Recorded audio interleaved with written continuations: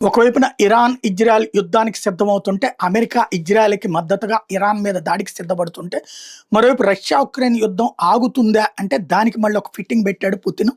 4 ఏళ్లుగా కొనసాగుతున్న Russia, Ukraine యుద్ధానికి ముగింపు పలికే లక్ష్యంతో అమెరికా మధ్యవర్తిత్వంతో శాంతి చర్చలు శుక్రవారం యుఏఈ యునైటెడ్ అరబ్ ఎమిరేట్స్ రాజధాని అబుదాబిలో ప్రారంభమైనాయి.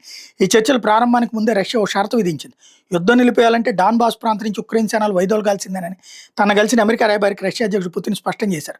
ఎలాంటి ఫలితాలు వచ్చినప్పటికీ చర్చల ప్రారంభం ముఖ్యమైన విషయమని, డాన్బాస్ ప్రాంతం కీలకమైన అంశమేనని ఉక్రెయిన్ అధ్యక్షుడు జెలెన్స్కీ తన కలిసిన విలేకరులతో పేర్కొన్న విశేషం. రష్యా షరతులు ఎలా ఉన్నప్పటికీ తాము చర్చల్లో పాల్గొంటున్నట్టు చెప్పారు. భగవంతుడి దయతో యుద్ధం ముగింపు దశగా చర్చలు కొనసాగాలని ఆశిస్తున్నట్టు చెప్పారు. రష్యా, ఉక్రెయిన్, అమెరికా దేశాల ప్రతినిధులు పాల్గొంటున్న చర్చలు అబుదాబిలో ప్రారంభమైన విషయాన్ని యుఏఈ విదేశాంగ మంత్రి నిర్ధారించారు. యుద్ధం ప్రారంభమైన తర్వాత శాంతి చర్చల కోసం మాస్కో, కీవ్ ప్రతినిధులు ముఖాముఖి సమావేశం కావడం ఇదే ప్రథమని పేర్కొన్నారు. 2 రోజుల పాటు చర్చలు కొనసాగుతాయని చెప్పారు. దావోస్లో ప్రపంచ ఆర్థిక వేదిక సందర్భంగా అమెరికా అధ్యక్షుడు ట్రంప్, ఉక్రెయిన్ అధినేత జెలెన్స్కీ సమావేశం అవడం, ఆ తర్వాత కొన్ని గంటల వ్యవధిలోనే అమెరికా రాయబారి స్టీవ్ విట్కాఫ్ మాస్కోలో పుతిన్తో భేటీ కావడం తెలిసిందే. ఇది జరిగిన మరుసటి రోజే శాంతి చర్చలు ప్రారంభమైనాయి. రష్యా ముందస్తు షరతులు విధించినప్పటికీ ఉక్రెయిన్ చర్చలకు సిద్ధమవడం, అమెరికా తదితర దేశాలు జప్తు చేసిన తమ దేశం ఆస్తులు $1 బిలియన్ గాజా పునరుద్ధరణకు విరాళంగా ఇస్తామని పుతిన్ ప్రకటించడం ఓ సానుకూల అంశంగా అంతర్జాతీయ నిపుణులు భావిస్తున్నారు.